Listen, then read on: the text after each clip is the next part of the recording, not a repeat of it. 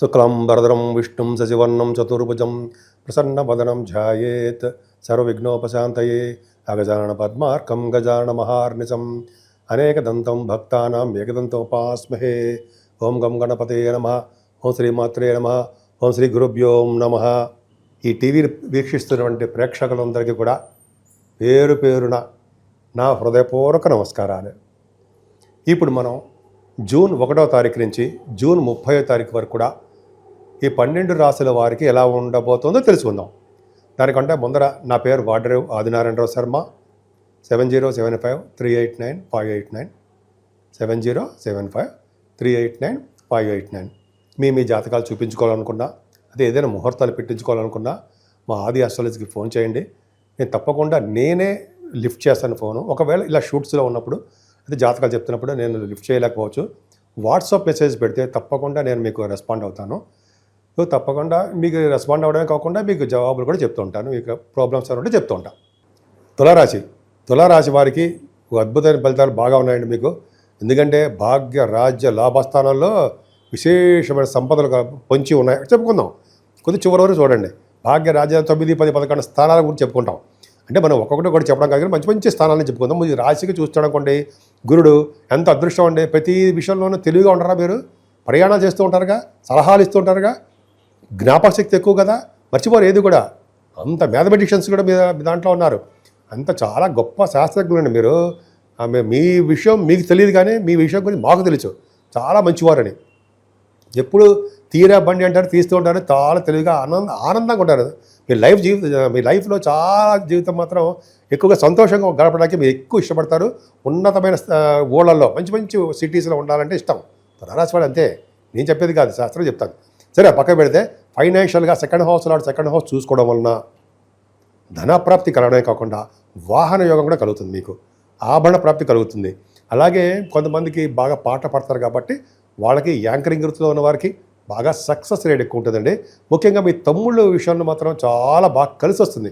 మీరు తర్వాత తెలిసి వస్తుంది. వాళ్ళు జాగ్రత్తగా చూసుకుంటూ ఉండాలన్నమాట. మీరు అద్భుతంగా రాణిస్తారు. మీరు భయపడే సంవత్సరం ఏమీ లేదు. స్పోర్ట్స్లో కూడా మీకు బాగా ఉన్నతంగా రాణిస్తారనలో ఏమాత్రం సందేహం లేదు. చక్కటి స్పోర్ట్స్ రంగంలో కూడా బాగుంటుంది. మీ తెలివితేటలు అధికంగా ఉంటాయి కదండి. తెలివితేటలు ఉంటాయి మీకు ఎక్కువగా. మీకు వే ఆఫ్ లివింగ్ స్టైల్ ఎక్కువ. కొత్త కొత్త మంచి మంచి ఆలోచనలు వస్తుంటాయి. సామాన్యమైన వ్యక్తి ఏమీ కాదు మీరు. అలాగే 4th భావాధిపతి కూడా చాలా బ్యూటిఫుల్గా ఉన్నాడు కాబట్టి, 4th హౌస్ లార్డ్ శనీశ్వరుడు మీకు ఉన్నాడు కాబట్టి మంచి జరగడానికి అవకాశం ఉంది. ముఖ్యంగా మీ తల్లిగారికి ఆరోగ్య పరిస్థితి చాలా బాగుంటుంది. రైతులకు కూడా వాళ్ళ పంటలు పక్క పెట్టండి, బ్రహ్మాండంగా పంటలు పండుతాయి. ధనప్రాప్తి ఎక్కువ కలుగుతుంది. అయినా మిమ్మల్ని రాహు ఉండడం వల్ల పంచమ స్థానంలో మీరు రాహు అంత అద్భుతమైన ఫలితాలు ఎప్పుడు అనుకుంటాం కదా. నిజమే, ఎవడో కాలసర్ప దోషంలో ఉన్నాడు, పైగా రాహు పంచమంలో ఉన్నాడు కాబట్టి పిల్లలకి ఇబ్బంది కలిగిస్తాడు. ఉంటాయి మీ పుట్టబోయే పిల్లలకు కానీ, లేకపోతే లేట్ డెలివరీస్ కానీ, అప్పుడే ఎందుకు సంతానం చెప్పి అనుకోవడం కానీ, ఇవన్నీ జరుగుతుంటాయి. కానీ అక్కడ గురుదృష్టి పెట్టాడు, అది మర్చిపోకూడదు మనం. వలన సంతాన భాగ్యత ఖచ్చితంగా ఉంటుంది. అలాగే ఈ సంతాన అభివృద్ధి కలుగుతూ ఉంటుంది. స్టాక్ మార్కెట్లో ఉన్నవారికి కూడా ధనప్రాప్తి కలుగుతుంది. సినిమా రంగంలో, కళారంగంలో ఉన్న వారికి కూడా యోగవంతమైన కాలం అని చెప్పచ్చు. అది అంతకంటే అద్భుతమైన ఫలితాలు. శనీశ్వరుడు శనీశ్వరుడు 6వ భావంలో ఉన్న శని మిమ్మల్ని అద్భుతమైన ఫలితాలు ఇచ్చి తీరతాడు. ఏమి ఇస్తాడు? గవర్నమెంట్ ప్రొఫెషన్లో ఉండడానికి అవకాశాలు ఇస్తాడండి. మీరు గవర్నమెంట్ ఉద్యోగం కోసం ఆడవాళ్ళకి చెప్తానండి. మీరు గవర్నమెంట్ సంబంధించిన ఉద్యోగాలు మీరు కూడా రాస్తూ ఉంటారు, ఎగ్జామ్స్ రాస్తూ ఉంటారు, లేకపోతే ఇంటర్వ్యూస్కి వెళ్తుంటారు, ఉద్యోగాలు వస్తాయి. అలాగే శని ప్రభావం వలన రాజకీయ రంగంలో పదవులు రావడానికి కూడా, రాజకీయ రంగంలో పదవులు కూడా ఆశించవచ్చు, వస్తాయి కూడా. అంతే కదండి. మీరు విదేశాలకు వెళ్ళడానికి స్టాంపింగ్ అవ్వడము, 6వ భావాల్లో శని ఉండడం వల్ల జలతత్వ రాశిలో ఉన్నాడు, జాగ్రత్తగా ఉండాలి. నీటి మీద ప్రయాణం చేసేటప్పుడు మాత్రం జాగ్రత్తగా ఉండాలి. నీటి వల్ల ప్రమాదాలు జరుగుతాయి అనడం సందేహం లేదు. అందరికీ కాదండి, కొంతమందికి ఉంటాయి. ఏదైనా శుక్రుడు ఉన్నాడు సరే, శుక్రుడు 7వ స్థానం శుక్రుడు కళారంగంలో బాగా రాణిస్తాడు మీరు.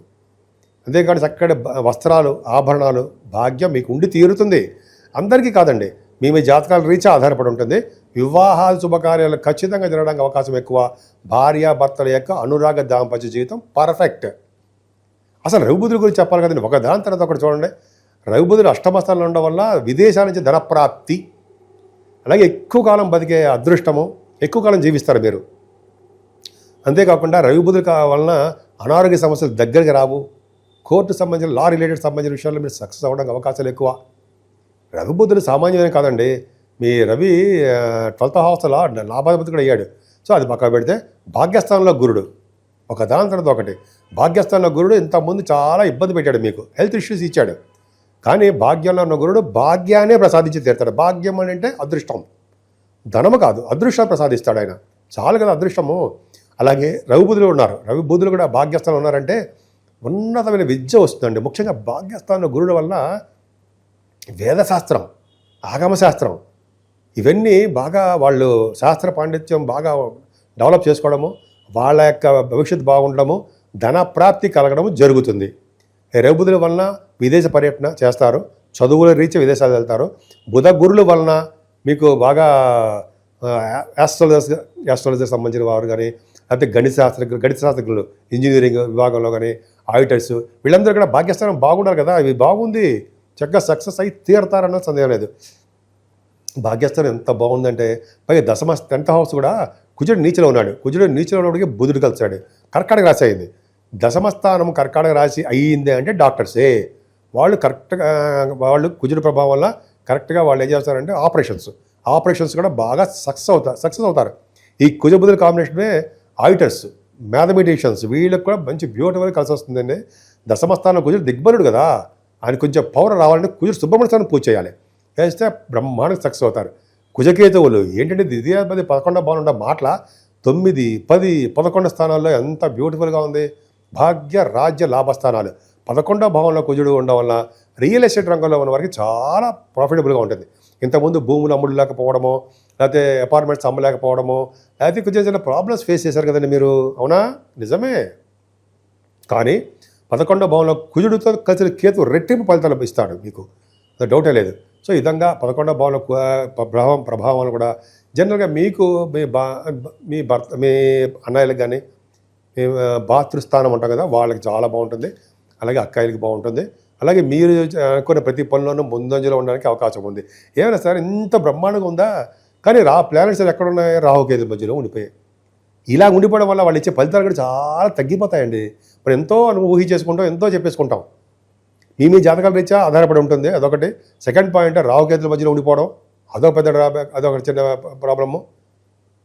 అలాగే చిన్న ప్రాబ్లమ్స్ ఉండడం వల్ల అందుకనే కాలసర్ప దోషానికి నివారణ కోసం మరింత శుభఫలితాలు రావాలంటే మీరు ఇక్కడికి మన కాళహస్తి వెళ్ళడము, రాహుకేతులు పూజ చేయించుకోవడము, లేదా మన దగ్గర ఉన్న దేవాలయాలు సందర్శించడము, సుబ్రహ్మణ్యేశ్వర స్వామి కళ్యాణం కానీ, లేదా స్వామివారి ప్రతిష్ట కానీ, స్వామివారికి నిరంతరం పూజ చేయడం చాలా ఇంపార్టెంట్ జూన్లో.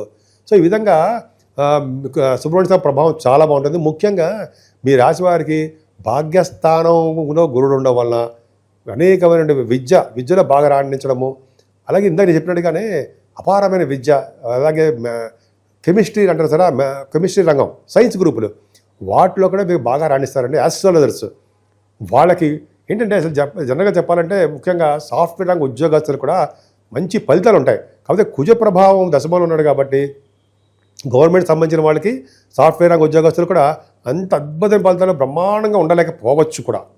కాబట్టి మీరు జాగ్రత్తగా కొద్దిగా కుజుడికి బాగా పూజ చేసుకుంటూ చేయడం వల్ల ద్వితీయ భావాన్ని అటు 7వ భావాన్ని కూడా వృద్ధి చేసేస్తుంటాడు. సుబ్రహ్మణ్యేశ్వర స్వామిని ఎట్టి పరిస్థితుల్లో మర్చిపోకూడదు. ఈ జూన్ నెల మొత్తం కూడా సుబ్రహ్మణ్య స్వామి మనకు రక్ష. ఈ విధంగా మీ జాతకం చాలా బాగుంటుంది. జూన్ నెల మొత్తం కూడా 3 గ్రహాల ప్రభావం ఉంది. ఒకటి శనీశ్వరుడు ప్రభావం మీనరాశిలో ఉండడం, నీటి వలన గండాలు, అలాగే ఫైర్ సంబంధించిన వ్యవహారాలు ఉండము, పిడుగుల వలన గండాలు ఉంటాయి. అలాగే రాహుకేతుల మధ్యలో కాలసర్పదోషంలో ఉండిపోయాయి, సమయకాల సర్పదోషంలో ఉండిపోయాయి. అంటే ఈ 3 గ్రహాల మధ్యలో మిగతా గ్రహాలన్నీ కూడా ఉండిపోవడం వలన 12 రాశుల వాళ్ళకి అనుకున్నంత శుభఫలితాలు రాలేకపోతుంటాయి. కాబట్టి మనం రాహుకేతులకు సంబంధించినటువంటి పూజలు చేసుకోవడము, మెయిన్ కాళహస్తి వెళ్ళాలండి. వెళ్ళలేకపోతే మన ఊళ్ళోనే చేసుకుందాం రాహుకేతుల పూజలు. అమ్మవారు మెయిన్ కనకదుర్గ అమ్మవారిని పూజించిన వారికి, గణపతి ఆరాధన చేసేవారికి ఖచ్చితంగా రాహుకేతుల వచ్చే దోషాలు తగ్గుతాయి. ముఖ్యంగా చాలామంది చెప్తారు కదా, కలియుగంలో అమ్మవారు గౌరీ అండ్ వినాయక అంటే కలియుగంలో గౌరీదేవుని అంటే అమ్మవారిని, అలాగే వినాయకుడిని పూజించాలి అంటాం కదా మనం. ఖచ్చితంగా కలియుగంలో పూజించాల్సిందే. ఎంతమంది దేవుడిని పూజించినా సరే వినాయకుడిని అమ్మవారిని పూజ చేయకపోతే ఆ ఫలితం ఉండదు. కలియుగంలో గుర్తుపెట్టుకోండి, నేను చెప్పేది కాదండి, శాస్త్రం చెప్తాను, అదొకటి చేయించాలి. అలాగే శనీశ్వరుడికి తైలాభిషేకాలు బాగా చేసుకోవడం వల్ల మీకు బాగా కలిసి వస్తుంది. ముఖ్యంగా ఆంజనేయ స్వామి వారిని, వెంకటేశ్వర స్వామికి దీపారాధన చేయడం, అఖండ దీపారాధన ధ్వజస్తంభం దగ్గర శనివారం. అలాగే శివుడికి అభిషేకాలు చేసుకుంటే సకల దోషాలు పరిహారం అవుతాయి. ముఖ్యంగా 14వ తారీఖుని సంకటహర చతుర్థి అని వస్తుంది. ఆ రోజుని వినాయకుడిని గరిగితో పూజించిన వారికి సకల శుభాలు, 12 రాసుల వారికి కూడా శుభాలు జరుగుతాయి. అంతేకాదండి, 23వ తారీఖున మాస శివరాత్రి ప్రదోష కాలంలో అంటే ఈవినింగ్ టైంలో స్వామివారికి అభిషేకాలు చేయించుకున్నా, అది పూజ చేయించుకున్నా మీ గోత్రనామాలతోటి 12 రాసుల వాళ్ళకి శుభఫలితాలే దక్కుతాయి. అంతేకాకుండా 30వ తారీఖు స్కంద పంచమి అని వస్తుందండి. అంతేకాకుండా ఈ నెల నుంచి గురుమూఢమి కూడా ఉంది. అది కొద్దిగా మంచి ముహూర్తాలు ఏమి ఉండవు. సరే, 30వ తారీఖు మాత్రం స్కంద పంచమి వస్తుంది కాబట్టి సుబ్రహ్మణ్యేశ్వర స్వామిని అత్యంత బాగా పూజించాలి కాబట్టి సుబ్రహ్మణ్య స్వామిని పూజ చేసుకుంటే మంచిది. సో ఈ విధంగా మీకు ఇష్టమైన దేవుడు ఎవరు అని ఉంటే ఆ దేవుడికి పూజించండి.